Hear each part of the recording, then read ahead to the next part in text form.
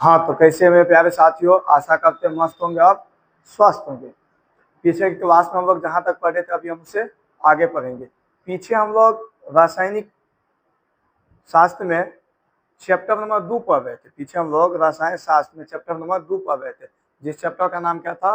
अम्ल, लवण और भस्म। जिस चैप्टर का क्या नाम था? अम्ल, भस्म और लवण। जिसमें हम लोग पीछे 2 क्लास पढ़ चुके हैं। जिसमें हम लोग पीछे कितने क्लास पढ़ चुके हैं? 2। अभी हम लोग जो पढ़ेंगे वो क्लास 3 पढ़ेंगे, समझ गए? अभी जो हम लोग पढ़ेंगे वो क्लास कितनी पढ़ेंगे? 3। क्लास कितनी पढ़ेंगे? 3। तो चलिए हम लोग बिना देरी किए क्या करते हैं, क्लास को स्टार्ट करते हैं। क्लास को स्टार्ट करने से पहले हम आपसे यही रिक्वेस्ट करेंगे, वीडियो को क्या कीजिए, शेयर कीजिए और लाइक कीजिए, और चैनल को क्या कीजिए, सब्सक्राइब कीजिए, और चैनल को क्या कीजिए, सब्सक्राइब कीजिए। तो अब क्या करते हैं, बिना देरी किए क्या करते हैं, क्लास को स्टार्ट करते हैं। चलिए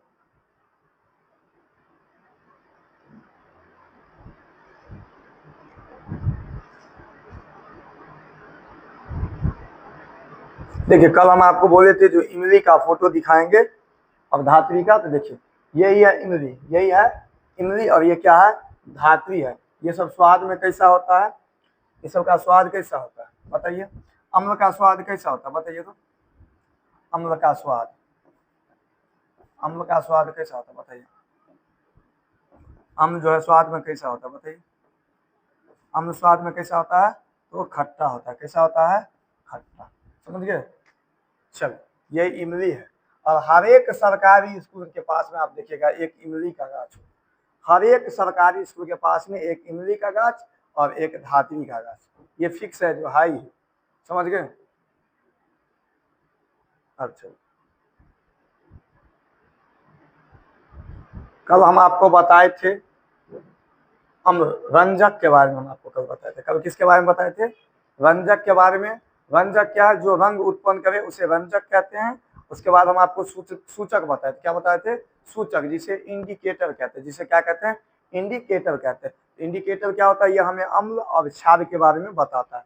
समझ गए? ये सूचक क्या करता है? हमें सूचना देता है यह पदार्थ अम्ल है या क्षारीय है। समझ गए?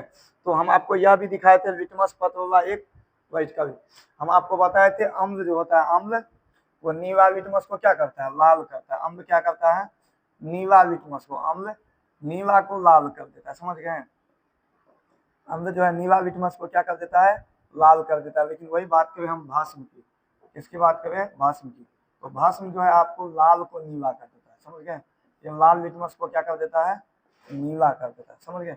तो आपको यहाँ पे दिख रहा होगा ये। चलो, अब हम लोग चलेंगे। हम कल आपको ये भी बताए थे, रंजक के बारे में बताए थे, जो कुछ इस रंजक है, यानी ये सब रंग उत्पन्न करने वालों को क्या कहते हैं? रंजक कहते हैं। जैसे हम आपको क्या बताए थे? लिटमस पेपर, जैसे ललका, नीला। उसके बाद बताए थे हम आपको हल्दी, चुकंदर, मेथी वगैरह, ये सब क्या है? ये सब रंजक है। अब हम आपको कल बताए थे जो हल्दी का जैसे पीला रंग था तो अम्ल में कोई असर नहीं पड़ा। लेकिन वही बात करें हम भस्म में, तो भस्म जाते जैसे उसमें सल्फ दिए तो उसका रंग क्या हो गया था? लाल हो गया। समझ गए? और ये 2 ऑब्जेक्टिव यहाँ से भी आए। अम्ल जो है नीले लिटमस को लाल करता है, और क्षार जो है लाल लिटमस को क्या करता है? नीला करता है। चलो, उसके बाद अम्ल और क्षार में हम आपको क्या बताए थे? अंतर बताए थे। अम्ल और क्षार में क्या बताए थे? अंतर। तो वही पहला आंसर, तो अंतर वही हो जाएगा जो उसका आंसर होता है। जैसे अम्ल है स्वाद में खट्टा, और क्षार क्या स्वाद में कड़वा है। ये हो गया। दूसरा लिख देंगे, अम्ल क्या करता है? लाल लिटमस को, अम्ल क्या करता है? नीला को लाल करता है, और क्षार क्या करता है? लाल को नीला करता है। उसके बाद ये मिथिल ऑरेंज को लाल कर देता है, और मिथिल ऑरेंज को ये क्या करता है? पीला करता है। और आपको पता है अम्ल जब पानी में घुलता है तो H+ आयन देता है। लेकिन वही बात करें हम क्षार की, तो क्षार जब पानी में घुलता है तो हमें OH- देता है। समझ गए? अम्ल जो है आपको पता है, अम्ल जो है क्षार को उदासीन कर देता है, और क्षार जो है अम्ल को उदासीन कर देता है। यानी एक दूसरे में जब मिलता है तो उसे क्या करता है? उदासीन कर देता है। और हल्दी का अब बात कर रहे थे, इसका पीएच मान, अम्ल का पीएच मान 7 होता है, और 7 से कम होता, अम्ल का पीएच मान 7 से कम होता है, और क्षार का पीएच मान 7 से अधिक होता है। अब बात करते हैं हल्दी के पीले रंग पे, अम्ल पे कोई असर नहीं पड़ता, लेकिन क्षार क्या करता है? उसे भूरा या लाल कर देता है। अब बताते हैं हम। अब हम मेन पढ़ेंगे ये पीएच मान के बारे में। समझ गए? मेन क्या पढ़ेंगे? पीएच मान के बारे में। और एक चीज हम और आपको बताए थे, क्षार और क्षारक में अंतर। क्या बताए थे? क्षार और क्षारक में अंतर, क्षार और क्षारक, समझ गए क्या पढ़ा था हम, क्षार और क्षारक। ये थोड़ा कॉम्प्लिकेटेड है, क्षार और क्षारक, ये दोनों में देखिए हर एक क्षारक क्षार हो सकता है, समझ गए, हर एक क्षारक जो है वो क्या, हर एक क्षार जो है क्षारक हो सकता है, समझ गए, हर एक क्षारक क्षार हो सकता है, लेकिन हर एक क्षारक, हर एक क्षार क्षारक हो सकता है, लेकिन हर एक क्षारक क्षार नहीं हो सकता। एक मिनट,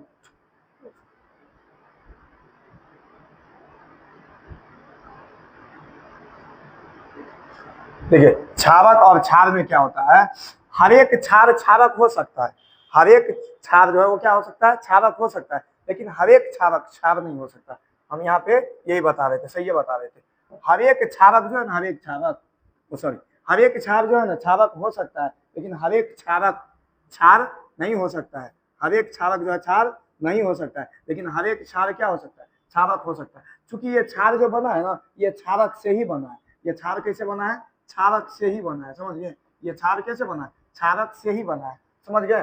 तो जैसे कि यह हुआ बाप और ये हुआ बेटा, समझ गए, तो बाप का जब भी नाम बेटा का नाम जब भी लिखते हैं तो बाप का नाम ऑटोमेटिक आ जाता है, जब बेटा का नाम लिखेंगे तो बाप का नाम अपने मन आ जाता है, लेकिन जब बाप का नाम लिखते तो आपका नाम, बेटा का नाम नहीं आता, उसका अपने पिताजी का नाम आता है, समझ गए, तो ऐसा होता है।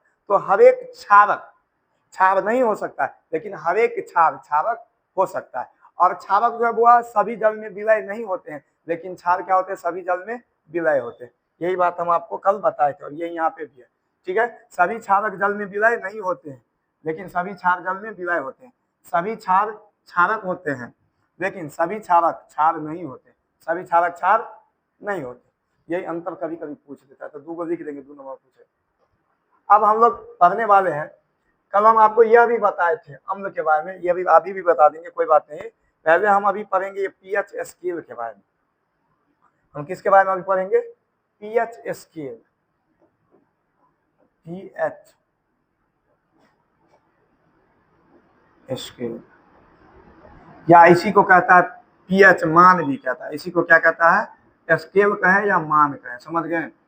अब चलिए, ये पीएच स्केल या मान होता क्या, सबसे पहले ये जानिए। इसके लिए हम एक विकल्प लेते हैं, यहाँ पे देखते हैं हम आपको, केमिस्ट्री टूल,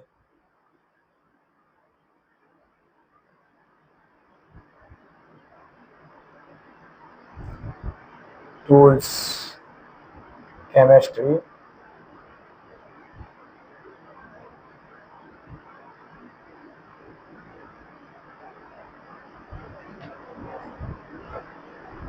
इसके लिए हम एक ले रहे हैं,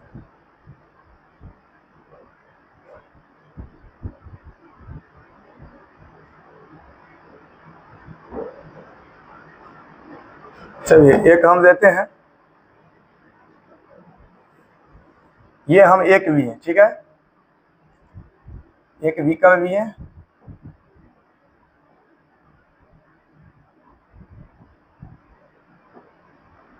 इसमें लिक्विड को कलर कर देते हैं, ठीक है। अब देखिए, अब क्या करते हैं, एक हम विकल्प भी है, ये विकल्प कुछ इस तरह से, समझ गए, ध्यान से, यह विकल्प कुछ इस तरह से जो है यह विकल्प बना हुआ है, समझ गए। अब इस विकल्प में मान लीजिए कोई विलियन है, इस विकल्प में क्या कोई विलियन है। अब ये विलियन क्या चीज का है, अब ये विलियन क्या चीज का है हमें पता नहीं, यह विकल्प भी है, इस विकल्प में विलियन है, लेकिन यह विलियन क्या चीज का वो हमें पता नहीं। अब इसके लिए, इस विलियन को पता करने के लिए हम लोग क्या करते हैं, इसी में हम लोग क्या जानेंगे, पीएच मान, इसी को क्या कहते हैं हम लोग, पीएच मान कहते हैं, क्या कहते हैं, पीएच मान कहें या पीएच स्केल कहते हैं। आखिर इसमें हमें पता क्या चलता है, समझे, हाइड्रोजन आयन पता चलता है हमें, इसमें क्या चलता है, पीएच स्केल में हमें क्या पता चलता है, यह हाइड्रोजन आयन की सांद्रता को बताती है, क्या बताती है, हाइड्रोजन आयन की सांद्रता। आखिर इस विलियन में, इस विलियन में हाइड्रोजन आयन की सांद्रता क्या है, पीएच स्केल यानी पीएच मान हमें क्या बताता है, हाइड्रोजन आयन की सांद्रता क्या है, यह हमें क्या बताता है, जो हाइड्रोजन, यह हमें क्या बताता है, जो हाइड्रोजन हाइड्रोजन हाइड्रोजन आयन की सांद्रता, हाइड्रोजन आयन की सांद्रता कितना है,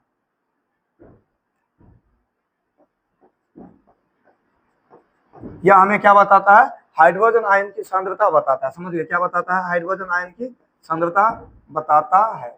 अब ये सांद्रता क्या होता है, ये सांद्रता क्या होता है, सांद्रता का मतलब होता है मात्रा। सांद्रता का मतलब क्या होता है, मात्रा। यानी इसमें हाइड्रोजन की मात्रा कितनी है, हाइड्रोजन आयन की मात्रा कितनी है। सांद्रता कहने का मतलब क्या हुआ, या हाइड्रोजन आयन की सांद्रता। सांद्रता कहने का मतलब क्या हुआ, इसमें हाइड्रोजन आयन की मात्रा कितनी है। सांद्रता कहने का मतलब क्या होता है, मात्रा। तो यानी सांद्रता कहने का मतलब क्या होता है, आयन की मात्रा। समझ गए, इसमें क्या होता है, आयन की मात्रा।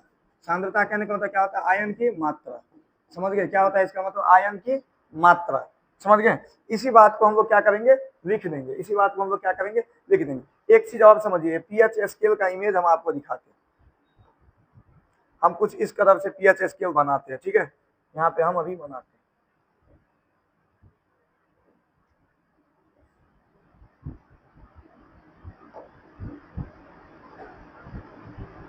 चलिए यहाँ पे हम पीएच स्केल बना रहे हैं। ये जो अभी हम बना रहे हो, क्या बना रहे हैं, पीएच स्केल। अब हम क्या करेंगे, इसमें हम पीएच स्केल रहता है 14 तक। कितना रहता है, 14। हम 14 को इसमें खाना बनाएंगे पहले। 1 2 3 4 4 5 6 7 8 9 10 11 12। देखिए ये हो गया आपको 0 1 2 3 4 5 6 7 8 9 10 11 12। चलिए ये हो गया आपको 13, और ये कितना हो गया, 14। अब यहाँ पे एक चीज ध्यान से देखिएगा, 1 से लेकर के 7 तक, ये यहाँ हो गया 7, यहाँ कितना हो गया 7। ये 7 होता है उदासीन। 7 क्या होता है, उदासीन होता है। अब ये 0 जो होता है ना, ये 0 से लेकर के 7 तक ये होता है अम्लीय। ये क्या होता है, अम्लीय होता है। समझ गए। और ये यहाँ से 14 तक, 7 से लेकर 14 तक क्या होता है, यह क्षारीय होता है। क्या होता है, क्षारीय। अब देखिए 1 से लेकर के 0 से लेकर के 6 तक, यानी 7 से पहले ये क्या होता है, अम्लीय होता है। और 7 से उधर क्या होता है, क्षारीय होता है। और 7 क्या होता है, उदासीन होता है। समझ गए। तो इसी तरह के ये स्केल होता है। ये पीएच स्केल से क्या होता है, अभी देखिए अभी के समय में जैसे बुखार नापने वाला जो थर्मामीटर आता है वो भी डिजिटल आ गया। जैसे कि बीपी नापने वाला जो आता था वो भी अभी आप क्या आ गया, डिजिटल आ गया। यानी सब काम अब क्या होता है, डिजिटल से होता है। समझ गया, अब सब काम क्या हो गया, डिजिटलाइज हो गया। तो इसीलिए इस सब भी अब क्या होता है, डिजिटलाइज होता है। इसमें होता क्या, सबसे पहले ये पीएच स्केल यहाँ पे हम आपको दिखाते हैं। या पीएच स्केल को देखिए, या पीएच स्केल है, ठीक है। ये पीएच स्केल में आप यहाँ से यहाँ तक जो देख रहे हैं ना, ये यहाँ से यहाँ तक 7 तक ये होता है अम्लीय। क्या होता है, अम्लीय। और ये जो 7 से जो इधर आप देख रहे हैं ना, ये होता है क्षारीय। ये होता है क्षारीय। और आप जो ये पूरा बीच में देख रहे हैं ना 7, ये होता है उदासीन। ये क्या होता है, उदासीन। अब देखिए इसमें हम क्या करते हैं, एक हम कागज लेते हैं। सबसे पहले क्या करते हैं, हम एक कागज लेते हैं। जैसे कि हम एक पेपर लिए, ये पेपर हम क्या चीज का, ये पता है, पीएच स्केल वाला जो हम एक पेपर लेते हैं, ठीक है। पीएच स्केल वाला क्या लेते हैं, पेपर लेते हैं, जिसमें इस पेपर को हम क्या करेंगे, देखिए इस पीएच स्केल वाला पेपर को हम क्या करेंगे, इसे हम पानी में डुबाएंगे। इसे हम क्या करेंगे, अब तो सबका डिजिटल आ गया। ये पीएच स्केल वाला जो हम एक पेपर लेते हैं, इस पेपर को हम क्या करेंगे पता है, पानी में डुबाएंगे। वो जो हम बीकर लिए थे यहाँ पे जो हम बीकर लिए थे, इस बीकर में क्या करेंगे, इसे हम डालेंगे। इस बीकर में यदि हम डालें, अब इस बीकर में डालने के बाद इसका रंग बदल जाएगा। इसका रंग क्या हो जाएगा, बदल जाएगा। और इसका रंग हम मिलाएंगे इससे। यदि इधर कहीं मैच कर रहा है, यदि इधर कहीं मैच कर रहा है तो यह अम्ल हो गया, इधर कहीं मैच कर रहा है तो यह क्षारीय हो गया, कहीं यहाँ मैच कर रहा है तो क्या हो गया, उदासीन हो गया। तो क्या हो जाएगा, उदासीन। अब बात करें इधर जितना होगा, ये 1 से 2 के बीच में यह स्ट्रॉन्ग एसिड होता है। क्या होता है, स्ट्रॉन्ग एसिड। और इधर जितना हो जाएगा यह स्ट्रॉन्ग एसिड हो गया। यानी अब इतना 6 से 7 के बीच में होगा तो यह वीक एसिड होगा, यानी यह कमजोर अम्ल होगा। ये क्या होगा, कमजोर अम्ल। लेकिन यहाँ पे क्या होगा, प्रबल अम्ल होगा। इधर जो होगा वो प्रबल अम्ल होगा, और यहाँ जो होगा वो दुर्बल अम्ल होगा। फिर यहाँ भी 7 से 8 के बीच में जो होगा, इधर क्षारीय है, ये दुर्बल क्षार हो जाएगा। लेकिन 13 से 14 के बीच में क्या हो जाएगा, प्रबल क्षार होगा। क्या होगा, प्रबल क्षार होगा। समझ गए। तो ये कुछ इसी तरह से है जो हम आपको दिखाते हैं। तो पीएच स्केल यदि आपसे पूछेगा एग्जाम में पीएच स्केल क्या है, तो क्या कहेंगे, किसी विलयन में हाइड्रोजन आयन की उपस्थिति को ही हम लोग क्या कहते हैं, किसी विलयन में हाइड्रोजन आयन की उपस्थिति की सांद्रता को ही हम लोग क्या कहते हैं, पीएच स्केल कहते हैं। क्या कहते हैं, पीएच स्केल। और सांद्रता किसे कहते हैं, तो क्या कहेंगे, उसमें विलयन में हाइड्रोजन आयन की मात्रा को क्या कहते हैं, सांद्रता कहते हैं। तो पीएच मान या पीएच स्केल क्या है, तो क्या कहेंगे, किसी विलयन में उपस्थित हाइड्रोजन आयन की सांद्रता को ही हम लोग क्या कहते हैं, विलयन का पीएच मान कहते हैं। देखिए किसी विलयन में, यानी यहाँ पे जो विलयन है ना, इस विलयन में कितना हाइड्रोजन आयन उपस्थित है, इस विलयन में कितना हाइड्रोजन आयन उपस्थित है, उसकी सांद्रता को ही हम लोग क्या कहते हैं, इस विलयन में कितना हाइड्रोजन आयन है, इसको ही हम लोग क्या कहते हैं, पीएच मान कहते हैं। यानी इस पीएच मान की मदद से ये पता चलता है जो इस विलयन में हाइड्रोजन आयन की सांद्रता कितनी है। समझ गए। यानी अब सांद्रता क्या होता है, सांद्रता कहने का मतलब हाइड्रोजन आयन की मात्रा, सांद्रता कहने का मतलब मात्रा। समझ गए। तो ये कुछ इस प्रकार आप एग्जाम में लिखेंगे। तो किसी विलयन में उपस्थित हाइड्रोजन आयन की सांद्रता को उस विलयन का पीएच मान कहते हैं। अब ये सांद्रता क्या होता है, तो विलयन में हाइड्रोजन आयन की मात्रा को हम लोग क्या कहते हैं, सांद्रता कहते हैं। क्या कहते हैं, सांद्रता कहते हैं। अब एक चीज और थोड़ा समझ लीजिएगा। अब देखते होंगे एक चीज आप, यहाँ पे हम लिखे पीएच, क्या लिखे हम यहाँ पे, पीएच। इसका मतलब क्या होता है, इसका मतलब समझ। यहाँ पे हम लिखे पीएच, क्या लिखे हम, पीएच। इसे साइड कर, छोटा कर। यहाँ पे हम क्या लिखे, पीएच। अब देखिए इस पीएच का मतलब क्या होता है, सबसे पहले ये पी का मतलब होता है पोटेंज। क्या होता है, पोटेंज या पावर। पी का मतलब क्या होता है, पोटेंज या पावर। पावर मतलब क्या होता है, शक्ति, यानी आपकी शक्ति को बताएगा। पावर मतलब क्या होता है, शक्ति, यानी आपकी शक्ति, यानी आपकी ताकत को बताएगा। समझ गए। पावर मतलब क्या होता है, शक्ति, शक्ति यानी आपकी पावर को बताएगा। पी मतलब क्या होता है, पावर, यानी शक्ति आपकी कितना, आपके पास ताकत कितना है वो बताएगा। यानी इसमें हाइड्रोजन कितनी है वो हमें बताएगा। और उसके बाद एच मतलब होता है हाइड्रोजन। एच मतलब क्या होता है, हाइड्रोजन, हाइड्रोजन। एच मतलब क्या होता है, हाइड्रोजन। इसको क्या लिख सकते हैं हम, पावर ऑफ हाइड्रोजन। क्या लिख सकते हैं, power of hydrogen, hydrogen, power of hydrogen. और क्या दे, तो ये भी लिख सकते हैं हम potenz of hydrogen, potenz of hydrogen, potenz of hydrogen. Potenz of क्या होता है, हाइड्रोजन, या तो पावर ऑफ हाइड्रोजन या तो पोटेंज ऑफ हाइड्रोजन। या इसमें हाइड्रोजन की पावर को बताता है। पीएच स्केल क्या बताता है, हाइड्रोजन की पावर को बताता है। समझ गए। अब आपको समझ में आया, किसी विलयन में उपस्थित हाइड्रोजन आयन की सांद्रता को ही हम लोग क्या कहते हैं, पीएच मान कहते हैं। समझ गए, उस विलयन का पीएच मान कहते हैं। अब सांद्रता क्या है, विलयन में हाइड्रोजन आयन की मात्रा को ही हम लोग क्या कहते हैं, सांद्रता कहते हैं। अब बात करते हैं पीएच का मतलब। पी मतलब पोटेंज या पावर। क्या होता है, पोटेंज या पावर। अब एच मतलब क्या होता है, हाइड्रोजन। इसे पोटेंज ऑफ हाइड्रोजन भी लिख सकते हैं और पावर ऑफ हाइड्रोजन भी लिख सकते हैं। चलिए अब हम बात करते हैं इस पीएच स्केल के बारे में।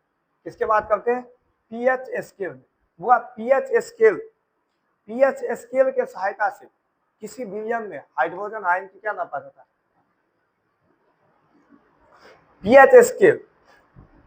पीएच स्केल हम उसे कहेंगे, वह स्केल जिसकी सहायता से हम किसी विलयन का पीएच मान को क्या कर सकते हैं, ज्ञात कर सकते हैं।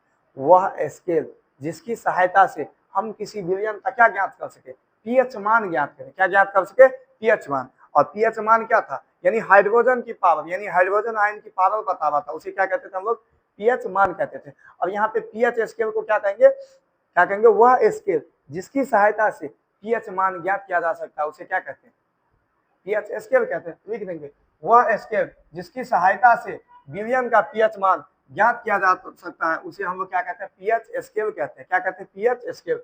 और पीएच स्केल हमें यह बताता है कि कोई पदार्थ अम्लीय है या क्षारीय। पीएच स्केल हमें क्या बताता है, कोई पदार्थ अम्लीय है या क्षारीय, प्रबल अम्ल है या दुर्बल अम्ल है या उदासीन है। ये पीएच स्केल हमें क्या बताता है, यदि यहाँ से यहाँ है तो ये बता देगा हमें ये क्या है, अम्लीय है। यदि यहाँ से लेकर के ये 7 के अंदर है तो ये क्या है, अम्लीय है। यदि 7 से उधर 14 तक है तो वो क्या है, क्षारीय है। वो क्या है, क्षारीय है। यदि 7 है तो ये क्या है, उदासीन है। क्या है, उदासीन। अब बात करते हैं या इधर जितना होगा, यानी या 1 से 2 की बात करें, यह स्ट्रॉन्ग एसिड होगा, यानी प्रबल अम्ल होगा। क्या होगा, प्रबल अम्ल। जब हम 6 से 7 की बात करें, यह दुर्बल अम्ल हो जाएगा। क्या हो जाएगा, दुर्बल अम्ल। अब इधर बात करें हम 7 से 8 के बीच में, यह हो जाएगा दुर्बल भस्म। लेकिन यही बात करें हम 13 से 14 के बीच में, तो उसे क्या कहेंगे, उसे क्या कहेंगे, प्रबल भस्म कहेंगे। देखिए हम आपको क्या बताए थे, एक पेपर लिए थे हम, क्या चीज का पेपर लिए थे, पीएच स्केल का पेपर लिए थे। उसे हम पानी में डुबाए और पानी में डुबाने के बाद हम इसका कलर मैच करेंगे, जहां पे मैच कर जाएगा समझ जाएंगे उस हिसाब का।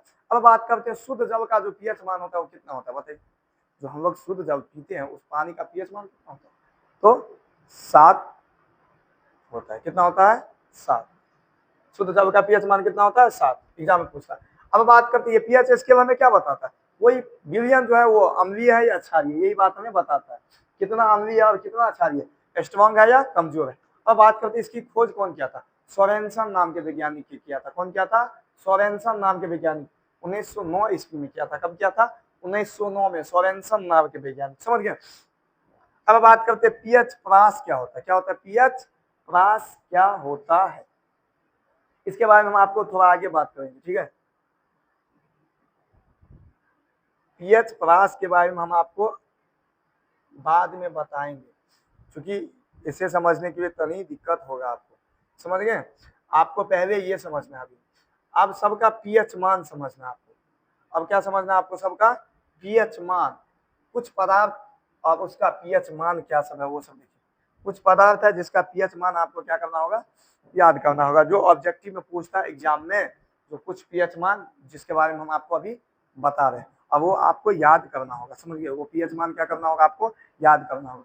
जैसे कि हम बात करते हैं अमाशय, किसकी बात करते हैं, अमाशय रस की। उसकी हाइड्रोक्लोरिक अम्ल की पीएच मान कितना होता है, 1 होता है। अब आपको हम बताए थे क्या क्या होते हैं, अम्लीय होते हैं। हमारे पेट में जो हाइड्रोक्लोरिक एसिड होते हैं वो क्या होते हैं, अम्लीय होते हैं। और उसमें भी प्रबल अम्ल होते हैं। कौन सा होते हैं, प्रबल, यानी स्ट्रॉन्ग। एक है तो क्या है, स्ट्रॉन्ग एसिड है। सिरका, सिरका का कितना होता है, 3। सिरका का कितना होता है, 3.0।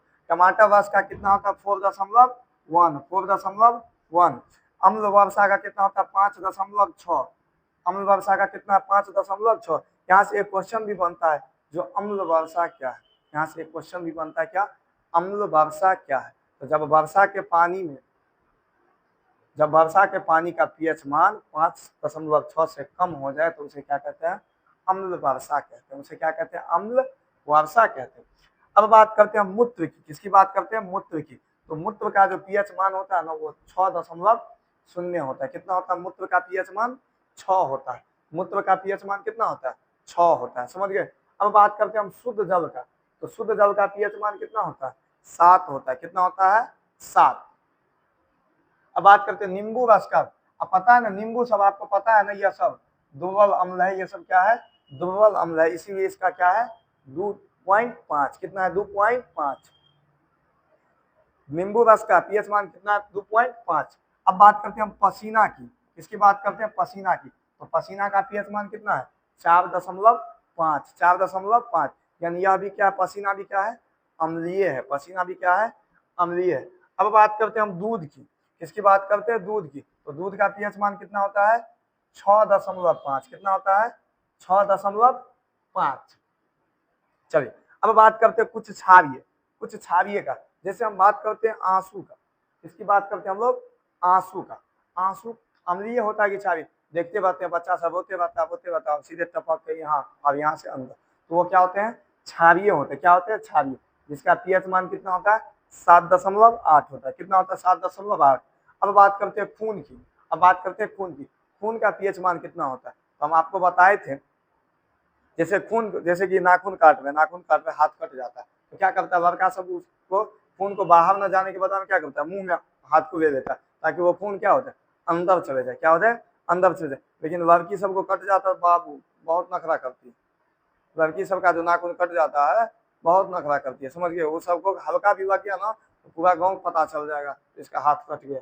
समझ गए। तो खून का जो पीएच मान होता है वो कितना होता है 7.4। यानी इसका मतलब ये पता चलता है 7 से अधिक है तो क्या है क्षारीय, और 7 से कम है तो क्या है अम्लीय, यदि 7 है तो क्या है उदासीन। अब बात करते हैं पित्तरस की। किसकी बात करते हैं पित्तरस की।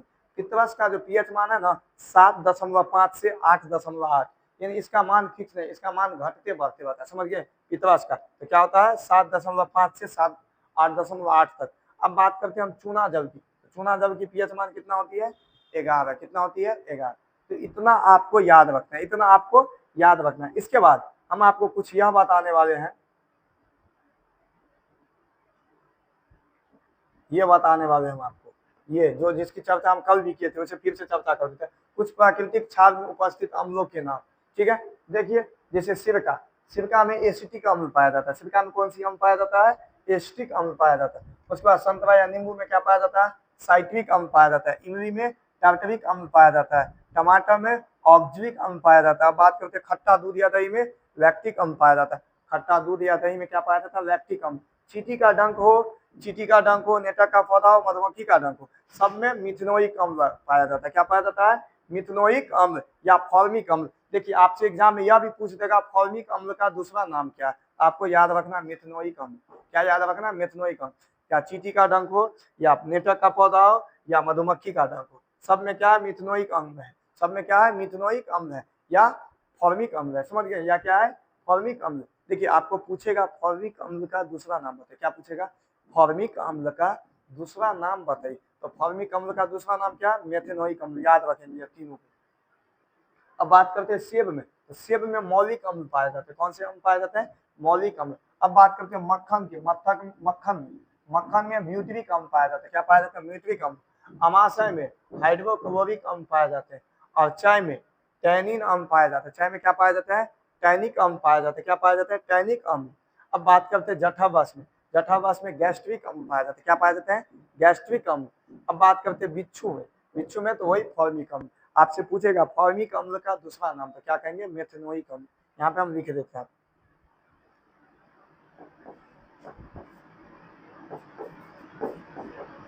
फॉर्मिक अम्ल का दूसरा नाम पूछेगा तो आप क्या कहेंगे फॉर्मिक अम्ल का दूसरा नाम क्या है बताइए मेथेनोइक अम्ल। क्या है मेथेनोइक अम्ल, याद रखेंगे इस बात। अब एक चीज और याद रखेंगे,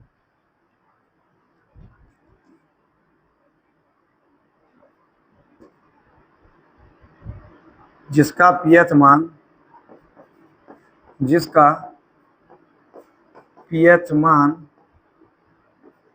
7 से कम है, जिसका पीएच मान 7 से कम है, जिसका पीएच मान 7 से, पहला में लिखेंगे जिसका पीएच मान 7 से कम है वह अम्ल है। वह क्या है वह अम्ल है। वह क्या है अम्ल है। जिसका पीएच मान 7 से कम है वो क्या है अम्ल है। जिसका पीएच मान 7 से अधिक है, जिसका पीएच मान 7 से अधिक है, 7 से अधिक है वह क्षारीय। वह क्या है वह क्षारीय,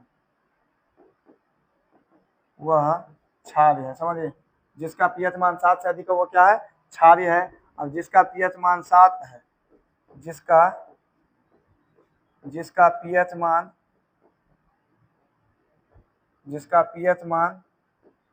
7 है वह उदासीन है। वह क्या है उदासीन है। वह क्या है उदासीन। जिसका पीएच मान 7 से कम है वह अम्ल है। जिसका पीएच मान 7 से अधिक है वह क्षारीय है। और जिसका पीएच मान 7 है वो क्या है उदासीन है। वो क्या है उदासीन है। अब हम बात करते हैं इसका, एक क्वेश्चन आपका आता है अम्ल वर्षा क्या है। आपका एक क्वेश्चन क्या आएगा अम्ल वर्षा क्या है। जब वर्षा के पानी का पीएच मान 5.6 से कम हो जाए उसे हम लोग क्या कहते हैं अम्ल वर्षा कहते हैं। क्या कहते हैं अम्ल वर्षा। इस क्वेश्चन के बारे में हम आपको अगली क्लास में जानकारी देंगे। अम्ल वर्षा क्या है जब वर्षा के जल का पीएच मान 5 से कम होता है तब उसे अम्ल वर्षा कहते हैं। ध्यान से सुनिएगा, अम्ल वर्षा, अम्ल वर्षा। तो अम्ल वर्षा क्या है? जब वर्षा के पानी का पीएच मान कितना हो जाए, वर्षा जल का पीएच मान, वर्षा जल का पीएच मान, जब वर्षा जल का पीएच मान, पीएच मान कितना से कम हो जाए, 5.6 से 6 से कम हो जाए, क्या हो जाए, कम हो जाए, उसे क्या कहते हैं, अम्ल वर्षा कहते हैं। अम्ल हो जाए उसे अम्ल वर्षा, कम हो जाए तो उसे अम्ल वर्षा कहते हैं, तो उसे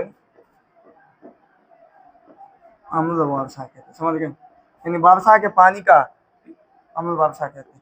वर्षा के पानी का पीएच मान 5.6 से कम होता है तब उसे क्या कहते हैं, अम्ल वर्षा कहते हैं। क्या कहते हैं उसे, अम्ल वर्षा कहते हैं।